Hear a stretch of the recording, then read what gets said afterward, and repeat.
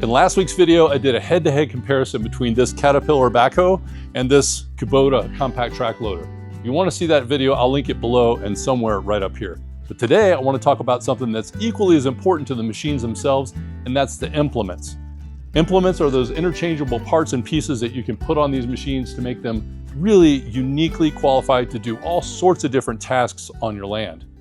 If you're new to the channel, my name's Brad Campbell. I own 106 acres here. It's called Kolob Canyons Ranch in southern Utah. We have a very mountainous, dry, arid environment here. We've got soil that's got tons of boulders and rocks in it, and we've got lots of roads to maintain here, gravel roads. So just keep in mind that the implements I'm going to talk about today are primarily for my uses, but for you, you may have a completely different set of uses. But these machines are so versatile that you can just basically outfit them to suit your specific needs. So let's get into it. I want to start with the backhoe, and I'm really excited. Not so much about the front loader bucket. I'll probably keep this the same because there's not a lot you can do there that wouldn't be easier to do on the compact track loader. But what I am really excited about is this dipper arm and the bucket here that can be easily removed and swapped out for all sorts of tools using something called a quick coupler. And I'm going to show you how the quick coupler works right now. This machine is a Caterpillar 430 F2 backhoe with the E distinction. Stands for the extendable dipper arm here, which can go out and get you an extra several feet of length to whatever you're doing or depth. And it has this thumb on here, which I added when I bought it. The dealer put this on there. It's about a $6,000 attachment. It's controlled with your thumb, ironically, on the controls in there. And it just goes down to clamp and be able to pick up logs and move things around. Very handy. I use that all the time. This does not need to come off when I change out the implement here. There's all sorts of things I can add on here and just leave this in place. The way that I do that is with this quick coupler. This is a 22 millimeter ratcheting socket. Bucket open like this so that this is nice and easy to access. So I just come in from the front, and there's this hex-shaped shaft, and this 22 millimeter fits right on that. I'm going to loosen this.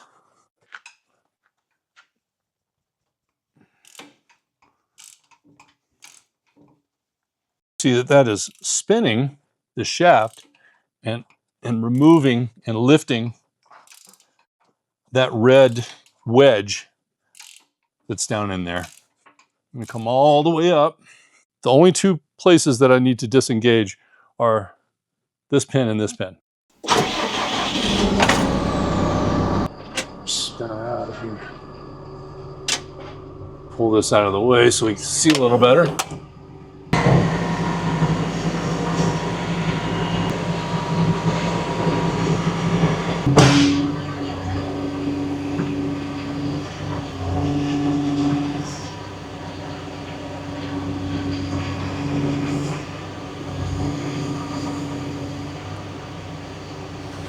So just to give you a little bit clearer perspective now, here's that latch, that quick release.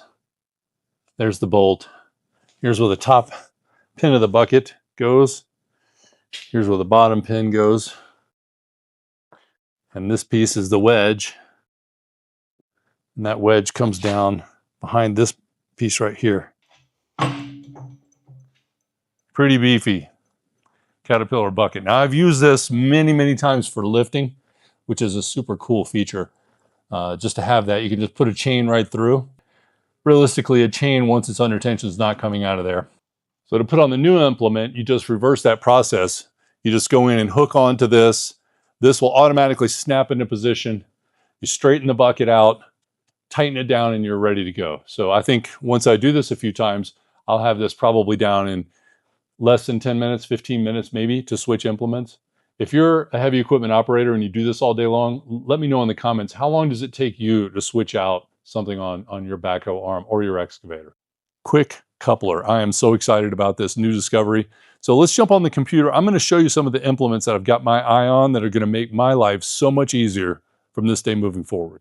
I just went to the backhoe loader attachments page on the official Caterpillar website, and there is just a massive set of options here. That blue text tells you which machine it'll work for, and so you've got lots of fun. You can sit and scroll for hours on that. Augers don't really have the right soil for that. Here's brushes, things like for the front of the machine. I don't need that. Here's the coupler that I have with the red. That's the quick coupler. Really glad I had that installed when I purchased the machine. That may have already been on there when it was a rental. I had 1,000 hours on when I bought it. This bucket has those cool forks that flip over, and then when you don't need them, you flip them back over the back. I have removable forks, so don't really need that. Here's a snow box that I have. This is a 12-foot snow box that slides right onto the front of the bucket and chains on, and a compactor.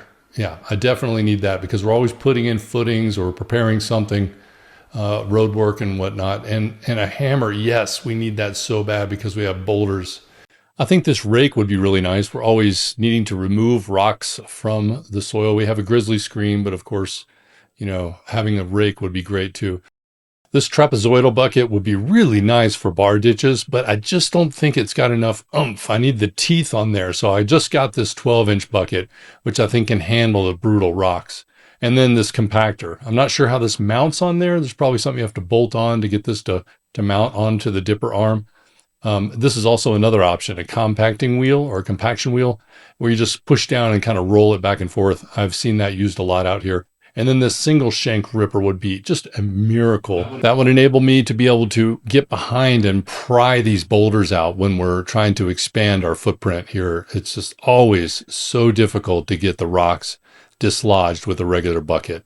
Let's shift gears now and look at some of the really compelling options that are available for the Kubota compact track loader. This is the Kubota SVL 97-2. Brand new machine for me. I've been using it probably for about, I don't know, a month or so. I've got less than 50 hours on it right now. And I've been switching attachments a lot. And I'm getting more where I'm just less intimidated by it. I just go, if I need something, like when I was picking up a boulder the other day, I wanted to do it with some forks because I was also picking up some timbers. And I figured, well, forks are going to be easier than the bucket for those really long timbers. So I just started messing around with the forks and picking up boulders and picking up timbers. And it's just so versatile that you can quickly, from inside the cab, switch implements with relative ease. I'll show you how that works. I'm just going to grab the GoPro here. All right. Now I'm 6'3", 200 pounds. And some people say this machine is too tight, but I don't think so. I think it's pretty cozy. Okay, a couple of the basics. You have to put these arms down to be able to do anything, be able to unlock the hydraulics. The key is right over here. Once we turn that on, we get an annoying beep from hell. It takes a few minutes, and that's just while the hydraulics are circulating. Over here, I've got my RPMs control. I've also got a pedal down here I can do RPM control. And over on this button, the trigger here on this side, I have to engage the hydraulics, pushing that. Now we have power. Okay. So if I push this button, hear that, and you can see that little rabbit. So that's going to really automatically add a lot of hydraulic power when I go to move. Now this stick moves forward, back, side to side, so I can spin around. If I push it to the left, I'll just spin around like this. Same with the right, forward, backwards. The camera is always on this machine. I did just order a 7-inch monitor. You know, my eyes are not that great, and staring at this little thing on a bright sunny day and trying to figure out exactly where I am backing up is a little dicey. I just want a bigger screen. I might move the camera down below too so that I can see it straight off the back instead of with all of this part of the machine in there. I'll bring that video too when I get a chance. I'm probably gonna have to grind out some of this metal to get that bigger screen to fit in there. But as far as removing an implement goes on this machine, you lift this up, and you can see that's got a little lock and unlock on it. I don't know if there's enough light in here. That's an unlock symbol and a lock symbol. And then out here, it's the hydraulic coupler. So as I push that unlock button, you see it's unlocking that bucket. Okay. Now I would just sort of dip out of that by angling it down. Okay, I just slipped down. Just back right up there. Okay. Now we're free and clear at this point. Nothing on there. Except it's dripping because it's snowing outside and it's all melting in here. So that is how easy that is. Now to reconnect, I'll just reverse that process. And this would be the same whether it's forks, bucket, snowblower, skid cutter, auger, you name it. Just gonna pull straight in there, lift up, twist a little bit, set the bottom in. Then I'm gonna push this button again to lock it back here.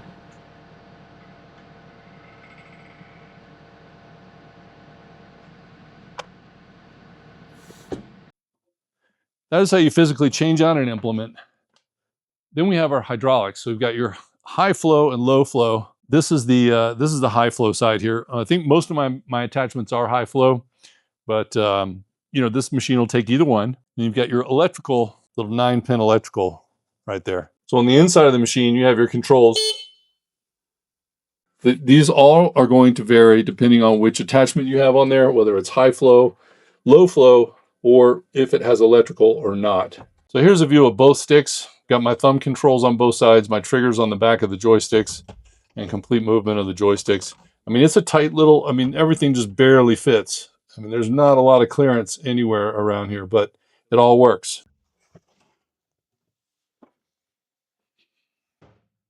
So here's the snow blower, and you can see it's got the same setup as we just saw on the bucket, where I would hook in here and here, and then curl down, and then hydraulically lock that in. And here's all the hoses that run this particular piece of equipment. This is the Kubota snow blower. It's an 84-inch wide snow blower with this mast on it. Okay, so now you've seen some of the implements that I already have for this machine, but let's jump in and look at some of the ones that I really wish that I had. Oh, and I do have a skid cutter, which is basically a mower that I bought with this machine and the snow blower. And it hasn't come yet because it's on back order. So the implements that I already have for this machine or will have are this bucket you see here, the forks, the snow blower, and the skid cutter. Kubota has a full line of implements called Land Pride, and this is their online brochure. This is a Harley rake, or I don't think they call it a Harley rake, but it's a rake. It does the same thing. It churns up the soil, and you can bring rocks back up to the surface from underneath the road base after it gets compacted in. I mentioned that in my last video. Definitely that is on the list because I want to maintain these gravel roads in pristine condition, and that's a great tool to do that. We've got mowers down here. I've already got a mower, as I mentioned. It's on back order. Should have that any moment now. They've got several different ones on here. They've got, you know, these are called skid cutters, by the way, not really mowers. Tillers, I don't really need that here. My land would probably tear those up. Seeders, if you were a farmer. Box blades, I could see that being useful. Here's the power rake that we just looked at. Augers, again, my soil is too rough for an auger. We get boulders underneath there, so you'd have to break them up first, and it's just not going to work for my machine. Here's a ripper. That's kind of a cool tool.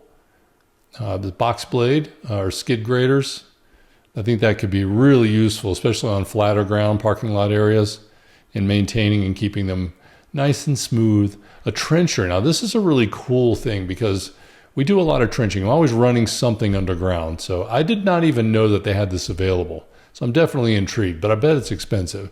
Definitely going to be hooked up to your high flow hydraulics and churning that thing. It's like a dirt chainsaw. Dozer blades, I think my bucket works fine. It does work kind of like a dozer, but I mean, if you really just wanted to flatten a lot of land, I guess you could invest in that. Let's just talk about some of their electronics. Here's one that I'm really interested in. This is a tiltable implement that it's called a tilt. What is this called? A tilt hitch. Now this enables me to put my bucket on there and then back blade with it tilted up to 20 degrees in either direction. And you can see it's got a little gauge on here that tells you what you're tilting at. And there's a photo of it here too. And I think this is a great idea for keeping a crown on the roads because, you know, without bringing in more material, if you begin to lose your crown and your drainage isn't running in the direction over the bar ditches that you want, this could be a great tool to sort of correct that problem. And it basically just hooks onto your machine and then you hook your bucket to that and then you can tilt it from inside your machine using hydraulics. I think these claw grapplers are great for moving brush around. We do end up trimming a lot of trees, so I could definitely use that. Several different models of it here. I like this one because this almost looks like my land, that photo right there with all those rocks. That's actually concrete, but that would be a great way to sort of sift, let the dirt fall through and just grab all the boulders and everything. As I mentioned earlier, rakes are very useful on this land. Just all sorts of different buckets. I like the ones that are flat on the front because I can backblade with them. These are great if you're really trying to dig up some tougher material, drive into some piles with rocks in them, for example. Here's another grappler. Here's for lighter materials. Sometimes when you're cleaning out ditches, you want the water to run out. This is a cool bucket. I've never seen that before, a utility bucket. A stump grinder, incredible. Just look at all this stuff they have in here. Here's a different version of it.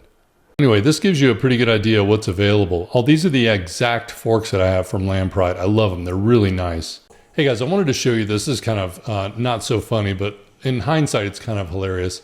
I hadn't realized that I had smashed this road base in, and look at this. Oh. I have the microphone on too. You can hear me gasping for air in there. I barely saved that. Now look, I'm hitting the pole now as it straightens up. I'm bending the pole. Oh, it took me so long to get those poles in the ground and everything, but fortunately it didn't bend it. It just flexed it. Those are aluminum posts. Anyway, just wanted to show that to you.